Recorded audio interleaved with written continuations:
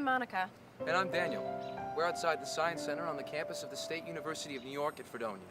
Inside, undergraduate students and their mentors are searching for new ways to improve our world. One of the leaders in that search is Dr. Scott Ferguson. For centuries, scientists have been trying to understand the human genome. In other words, what makes you, you.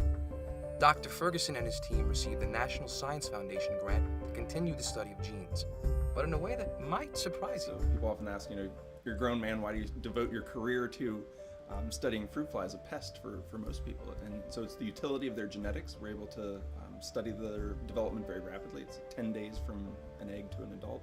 But then in terms of the genetics is interesting because they share a lot of genes with all organisms. So if we can understand how the development happens in the fruit fly, the idea is that then we can understand how development happens in people. So how does this grant help society, really, is what I always come back to, because taxpayers are funding this money. You're paying for it, I'm paying for it. Every time you see that bit come out of your paycheck, it's paying for federal programs, including National Institutes of Health and National Science Foundation. The long-term objectives of this research are twofold. First of which is to understand the basic biology of how genes are controlled. How do you go from DNA in the nucleus to a protein that produces a function in the cell? But at a very long-term level, the gene that I study is involved in humans with cancer. So if you have too much of that gene produced, you can develop a tumor. And so if we can understand the specific driving genetic changes that are causing one type of cancer versus another, we can hopefully exploit those differences to produce a drug that's tailored for that cancer.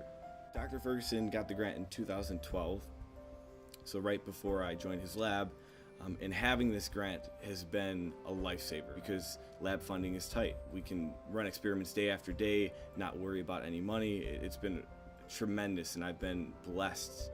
We collaborate with actually an alumni of Fredonia, Jeff Conroy, at the Roswell Park Cancer Institute. And so we go up there and use their DNA sequencer. It costs about $1 million for this one instrument.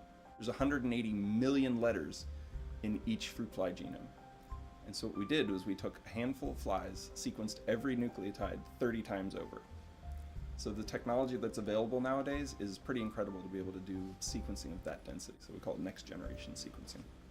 I got into this job because it allowed me to blend my interest in research and my interest in teaching. I host numerous students in my research lab, and they get I like to think of a first-class research experience because of the funding that we have here and the environment that we have that values research at Fredonia, but also all of the students that take my biology 200 level class, the genetics lab, get to be part of this research that's funded by the grant. One of the aims of the grant was to include the scientific objectives in a teaching environment. It's a win-win experience.